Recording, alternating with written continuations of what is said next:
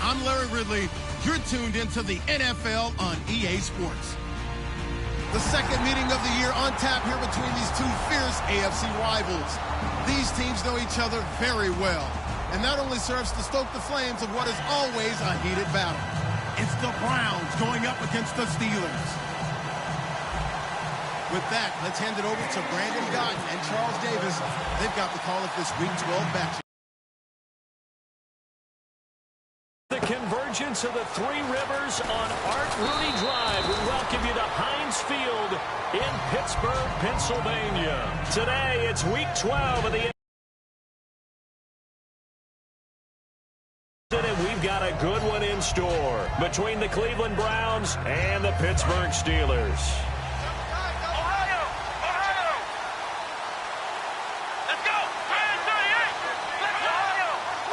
Looks like the defense in press coverage here. Now a play fake here on first down. The intended target was Corey Coleman.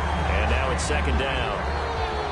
The starters for the Cleveland Browns. And let's discuss the tight end, Gary Barnidge. Sometimes he can get overlooked. I love how he emerged in 2015. We had a scouting report on him that said he was a good blocker, dependable receiver, but no stardom at all. Had a 1,000-yard season in 2015. No longer do we have those shackles on him at all. Gary Barnidge can play.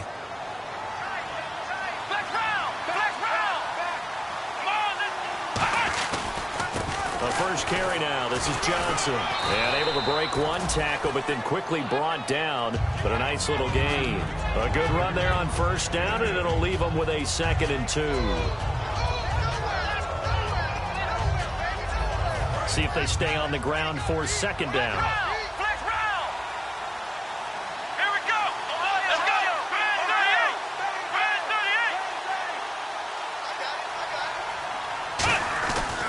They go to Johnson again. Fighting him off. Just ran right through the trash. And the stop here will come at the 38-yard line. 9 yards on the pickup there, and it keeps the drive alive. Not too many more ideal situations in 2nd and 2 in order to try and pick up a first down. They ran it and picked it up. Now on first down, he'll drop to throw it. Over the middle, the catch by Coleman. And he'll work it inside the 30 to the 29-yard line. They'll give him 8 on the play, and that'll make it a 2nd down. And a pretty simple completion there underneath, but a successful one for the offense. Partner, doesn't have to be the big shots downfield all the time. Having that safety net underneath is a great thing for a quarterback. On second down, Johnson. And he's going to be hemmed in and brought down right at the line of scrimmage.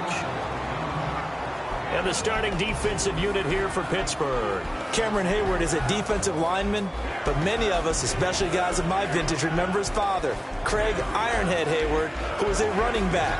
I think Cameron decided he'd rather hit people than be hit. So following the run, we'll see what they do here on third down. They'll try and run for it. Here's Johnson. And he's able to pick up the first down here before he goes down at the 26. Everyone understood their role on that play. 3rd and 1. You know the defensive guys, they're trying to get down and get low and get leverage on the offensive lineman, but they didn't allow that to happen. They created a crease and allowed him to get through for a first down.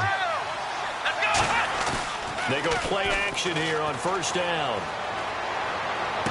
And this is caught. Touchdown, Cleveland. Terrell Pryor, his 5th touchdown now on the year. And the Browns take it right down the field and score on the opening drive. It's up and through to make it 7-0 Browns. The Browns kicking team out there now as they'll send this one away. And they will not get a chance to return this one as it's through the end zone for a touchback.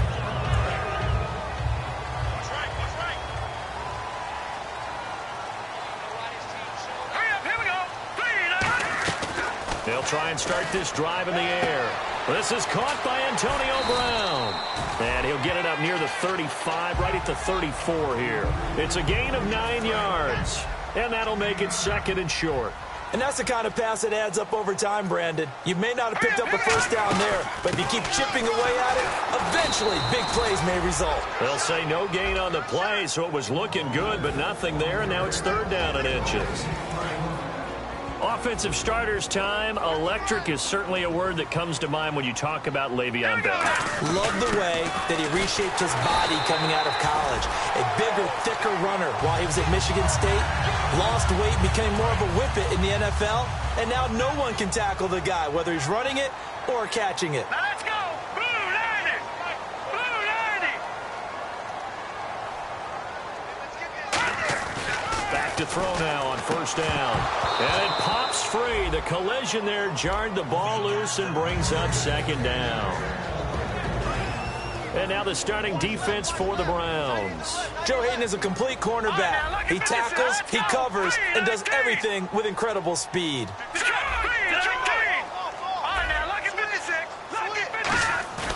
He'll try again with the arm here on second down. And it's complete to Ladarius Green. And he'll be taken down, but not before he gets into enemy territory. So much goes into a successful play, doesn't it? How about that play action there, freezing the defense just enough to bring the tight end free downfield for the completion. They'll look to throw now on first down. And this one caught by Dez Bryant. And he gets it inside the 35 and just shy of the 30. They'll get 19 yards there. And that'll be good for a Pittsburgh first. And here comes play number 6 on this drive. Now a first down carry by Bell. And he'll lose yardage. Brought down at the 32. It's a loss of a yard there, and now second down. And the offense there, the O-line, everybody really on offense, they were just manhandled at the point of attack. Yeah, you could pretty much call them all out, couldn't you? Almost by name, right? That was a very tough sequence for the offensive line. But how about that defense? Trying here for Bryant, and it's intercepted. A great read, and it's picked off. And they are going to take over right there at the 22-yard line. And now Cleveland geared up to take the field. And they were able to punch it in the end zone last time. They'll be looking to do that again here for the defense. Obviously, they'll be looking to stop them from punching it back in the end zone. It always is punch-counter-punch, isn't it? And which team has the advantage? Let's just go back. Last time on offense, they rolled downfield, got into a good rhythm. You can see a little more bounce in and out of the huddle. You can see the sideline really get into the game. So defensively, you're thinking to yourself, how do we take that away from them? How do we get the advantage back? Let's see what they come up with. I think pressure is always the first way to go. You love pressure. I love it. We'll see if they dial it up this drive. 7 yards on the carry. Make it 3rd and 4 coming up.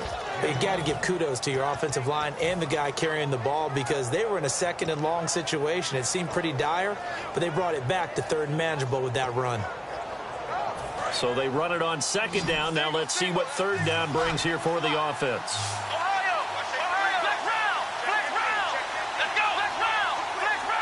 In motion, the tight end Barnage.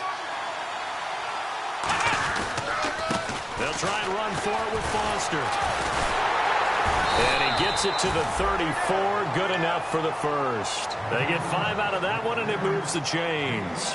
On 3rd down, that's a good job of situational football and understanding where the first down marker was and getting there. So it'll be first down here after the run. They'll come out in the pistol. In motion, the tight end Barnage. A first down carry here for Johnson. And he is going to lose yardage here. That's going to go as a loss of 4, and it'll be 2nd down. Stephon Tuitt came out of Notre Dame as another one of those really tall defensive ends, and you just wonder, would they be able to have the leverage to bend and make plays? I think he just gave us an answer with that tackle. Now they'll switch it up here and look to throw. Andrew Hawkins has it complete. And he'll be brought down shy of the 40 at the 38-yard line. Back with Charles Davis. I'm Brandon Gaudin. The Browns with a football to begin quarter number 2. They're looking at a 3rd and 6 here to start things out.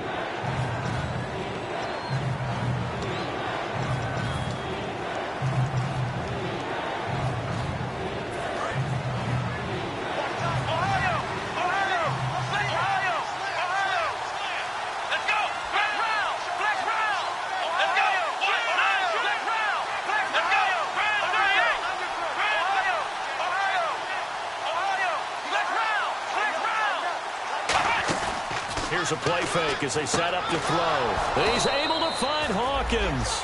They give him 7 yards on the play, and they do pick up the conversion on 3rd down. Never make the mistake that the slot receivers, especially the little guys like we're watching here, are just quicker than fast. A lot of them combine quickness and speed, and they catch a lot of footballs, as we just saw there. They'll look to throw here on 1st down. Wide open receiver complete. It'll go as a gain of 10 there. And it's good enough for a Cleveland 1st down. They sure put the coverage guys in a stress on that one. They thought they were going deep. Ends up curling inside for a nice chunk of yardage. Out of the pistol, here's Johnson. Trying to run inside, but nothing there. No gain on the play there. 2nd down. A well-executed blitz, no doubt. Great job by the linebacker.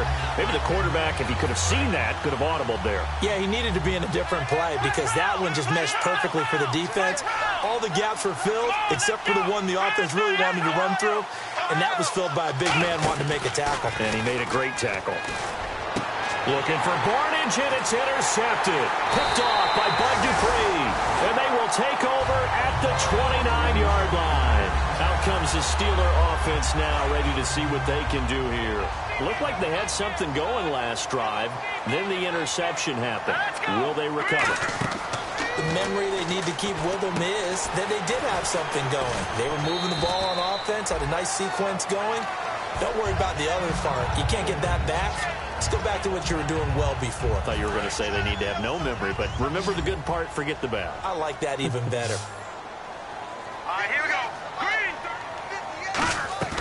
Out of the gun, they'll look to throw. Over the middle here to Brown. And he'll be taken down, but not before he gets into enemy territory. It's a nice completion, a little bit of run after catch as well to create the yardage that they got. But it is so tough to cover that route, the drag route, because they run it at varying speeds. Because the key is to create hesitancy on the defender's part. Always so empathetic for those DBs, aren't you? They'll run it now out of the gun. Give him a couple on the carry there. 2nd and 8. That's a good play by the guys on the defensive side of the ball. Held them to a gain of 2. And that changes the playbook a little bit now for the guy calling plays. 2nd and 8. Now he's got to probably think about going to the air instead of maybe staying with the ground game. They come out 5 wide. 3 of them to the right side. From the shotgun, he'll look to throw. He's going to launch this thing way downfield. Looks for Janis, and it's intercepted. A great read, and it's picked off. And a big turnover there as his guys will get the football back. And now Cleveland geared up to take the field. And in enemy territory last time through the interception. We'll see what they do on this drive. Can't wait to see how it alters what they decide to do in play calling. Do they continue to throw the ball? Do they want to lean more on the running game? It'll be an interesting sequence of plays that they've got coming up. Does it often affect the play calling with the interception? How much does that change what you do? I think it does depending on why the interception was thrown. Sometimes it's just a matter of the defense made a great play, so you continue to come back. But if it's on you, if the offense just doesn't have the confidence, if they're a little bit shaky, maybe try and take the pressure off and run the ball a little bit. Caught left side, it's Barnage. Give him 3 on the play, and that'll make it 3rd down. Well, the strategy was evident there. Get it to your tight end and make it a one-on-one play with a cornerback. Who's usually going to win that one? The tight end, but not there. Not in this situation. How about the corner defeating that logic and making a really nice tackle?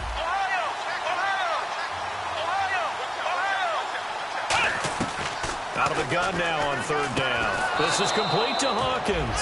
And he's able to get the first before he's taken down at the 36. All right, let's just go ahead and walk through this one pretty easily, right? Blast off the line of scrimmage, get downfield to a certain point, usually around 8 to 10 yards, turn around and make sure the quarterback sees your numbers and set yourself up for the pass. A well-executed curl route by Charles Davis.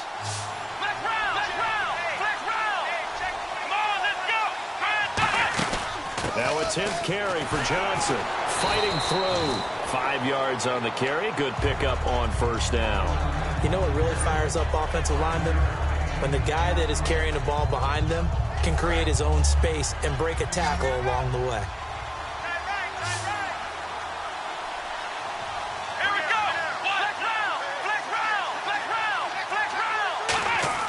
He'll drop to throw. And he's got his man on the out route. They get 6 on the pickup there as the drive will continue. A little football 101 there. You just see the receiver try to run down the defender, meaning he goes right at him and really trying to move him a little bit towards the center of the field so he can put his foot in the ground and break to the out, to the sideline, and make a catch. Johnson on the counter. And nowhere really to go there. He'll take this up just shy of midfield. 2 yards on the pickup there. It'll be 2nd and 8. And it looks like this will likely be the last play before we hit the 2-minute warning. Let's see if they can sneak one more good play in before the 2-minute signal. Brief break in the action here. Back to Heinz Field after this.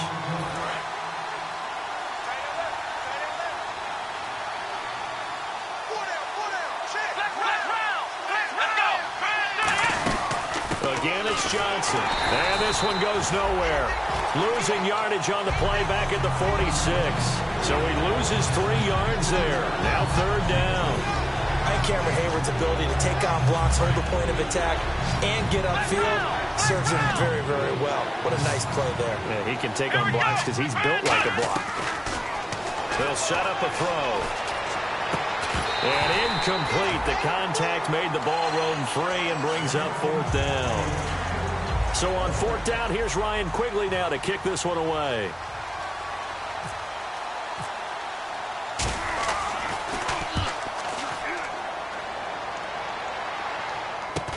This is taken at the 15. It'll be 37 yards there on the punt. And the Steelers will go on offense here, 1st and 10.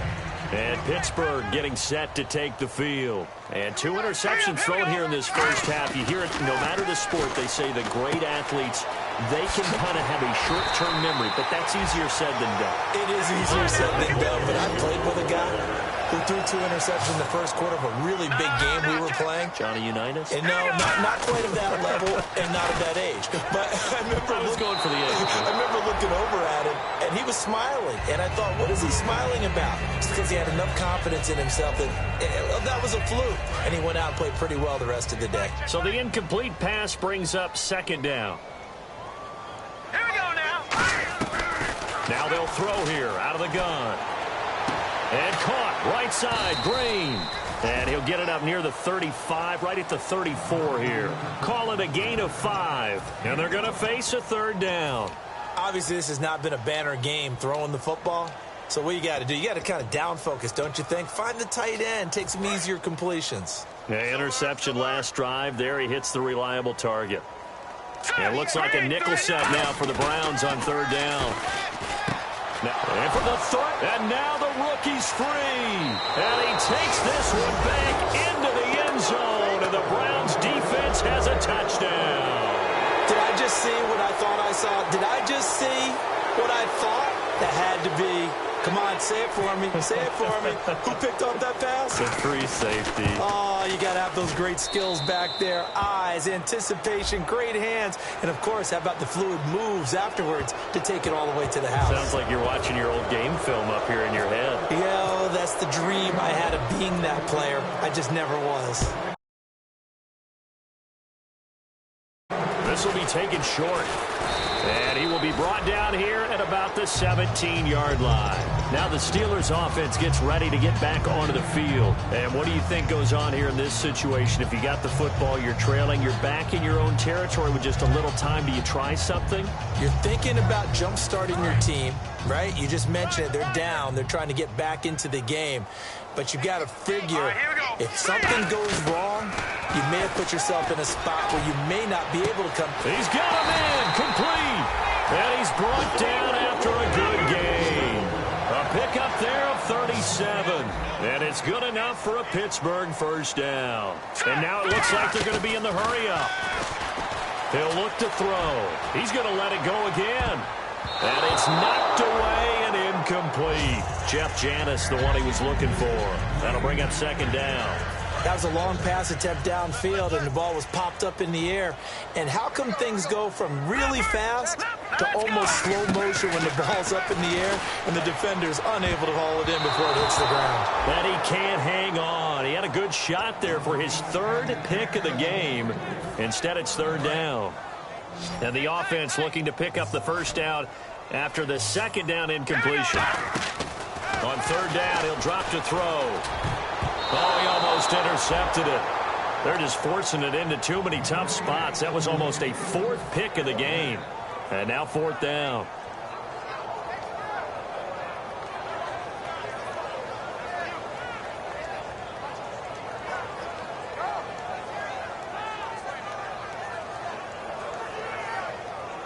So look at this. Here's the field goal unit coming out. And he is going to need to bomb this one. This was the old NFL record distance for decades, a 63-yard attempt. So make some room next to Tom Dempsey on the NFL's all-time field goal distance leaderboard. That's going to go down officially as a 63-yarder. Let's not forget about David Akers, Jason Elam, and Sebastian Janikowski, too. So now Matt Prater at 64 has got a little bit of company up near the top spot. That was one heck of a kick right there. And now the Browns coming out on the field. And with time quickly fading here in the second quarter, not sure how aggressively, offensively they want to play this. I think we'll find out just how much they trust their guys in this situation if they decide to take a shot. And he's brought down. Now hold everything here. We're going to get a timeout by the offense. It's just their first, so they'll have 2 remaining here before we get to halftime. So the run moves the chains, and here we go on first down. Here we go. They stay on the ground on first with Johnson. And he'll be brought down, losing yardage back at the 40. Now whistles come in. We're going to get a timeout here by the offense. So that means they're down to 1 remaining here as we head toward halftime.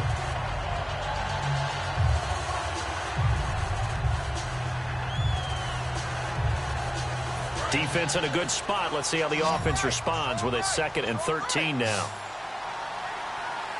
Let's go. Out of the gun. They'll look to throw. Going right side here, and that's complete. It's a 9-yard pickup on the play, and that's going to lead to a third down. I know many people like to throw to the tight end, maybe in a little flexed out position because he creates mismatches with his size. But slot receivers do the same thing with their quickness, their speed, and their route running savvy.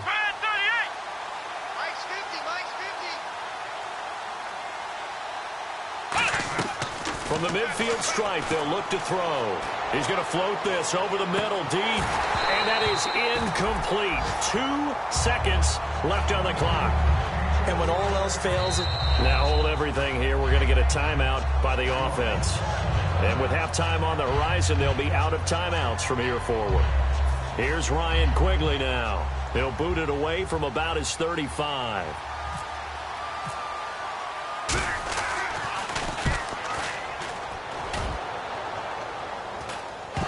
And he will be able to recover this himself to prevent a wacky ending here, but that will be how this first half comes to an end.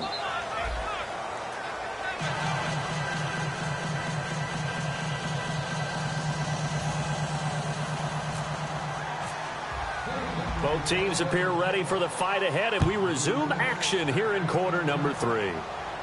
This one taken just inside the 10. And a nice return sets them up pretty good here at the 30-yard line. The Steeler offense now with a football first here to begin the third quarter. They have the ball here for the inaugural drive of the second half. Pretty big deficit, though. We'll see what adjustments were made in that locker room. And I never want to make something more important than it actually is, right? I don't want to create more hype than what is there. But this is you're going to do that? I'm doing it, though. This is a really important drive. And we often talk about teams scripting plays to start a game. A lot of them script to start the second half, too. And they're scripting something that they expect to get them into the end zone and back into this game. We'll see if that script is a good one for him. Under a heavy rush, and down he goes. A well-designed corner blitz that gets him for a loss of 8 yards.